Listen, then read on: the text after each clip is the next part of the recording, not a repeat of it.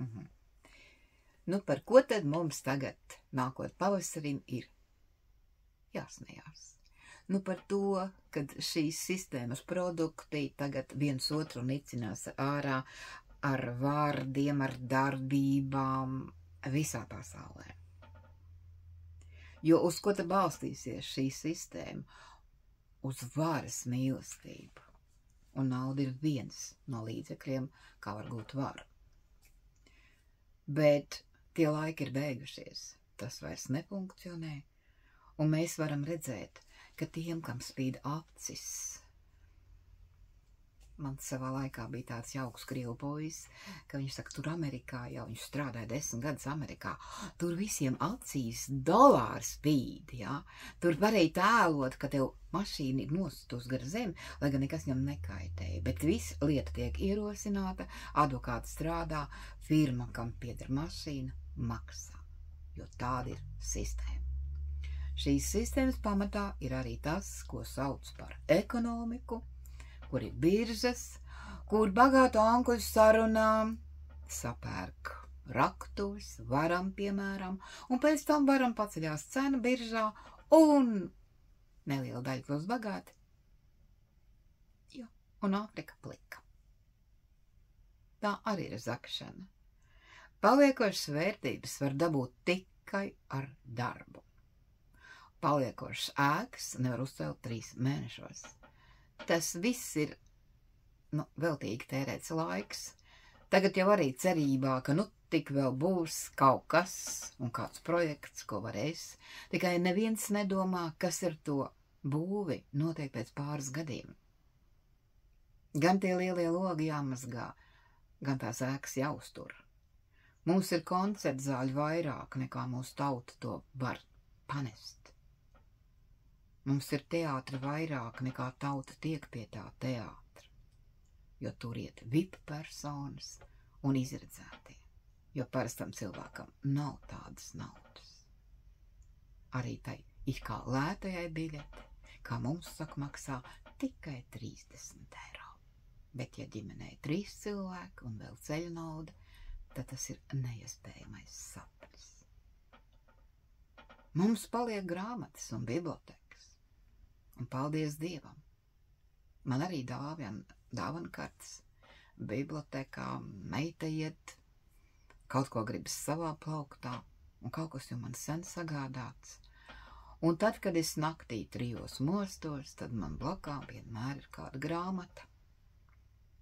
Un vienīgo reizi, kad es televizoru ieslēdzu, tas ir 4 naktī. Ko es tur redzu? Tur redzu parasti to, kas man ir jāredz, kaut ko īsu, kas man apstiprina to, ko es jau zinu. Bet man viena doma atnāca galvā. Nezinu, kā tur tai televīzijā. Ja ir tik daudz to atkārtojumu, kā tur tās algas?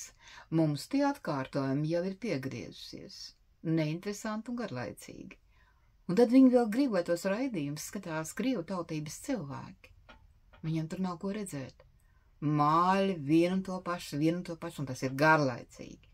Ja runājam par kultūru, tad vispirms mums ir jārunā par pieklājīgu un kulturālu uzvedību. Nevis par tiem tekstiņiem, par to melošanu un izlikšanos. Tās nevienam nav vajadzīgas. Mēs, protams, novērtēt īstu mākslu. Mēs, protams, novērtēt īstu aktieri. Un īsts aktieris ir tas, kam sirdī ir mīlestība pret kultūru. Citam acīs, tāpat kā amerikāņiem vajadzējai, redz tikai naudas zīmes. Un tādu kultūru mums nevajag. Tā kultūra ir tad, kad tu cieni un mīli savu tautu, savu valsti. Bet mums to atcerās tikai pa augstiem svētkiem. Tas, ka tur pieliek to karodziņu, vēl nenozīmē, ka tu cieni un mīli savu valsti. Tas ir pavisam savādāk. To var redzēt cilvēka acīs, cilvēka rīcībā, cilvēka stājā galā. To nevar notēlot. Tas ir īsts. Un tas īstums ir tai jaunajā paaudzē, ar kur es lepojos, un ar kur man gods ir katru dienu satikties. Viņi ir tā mūsu cerība, Kā šodien autisms jau nav garīga atpalicība. Tie ir ļoti talantīgi cilvēki savā sfērā, pat ģeniāli. Viņiem tikai neko lieku nevajag. Viņi nav šīs pelēkā masa. Viņi ir kaut kas sevišķs. Un mums tā pret viņiem arī ir jāizturās. Un mēs to arī darīsim. Mums ir jāciena vienam otru.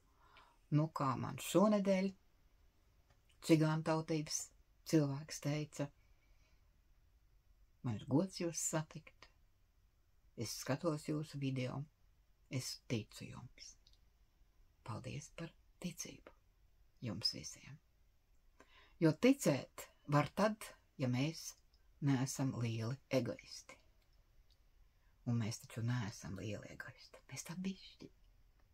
Vismaz lielākā daļa.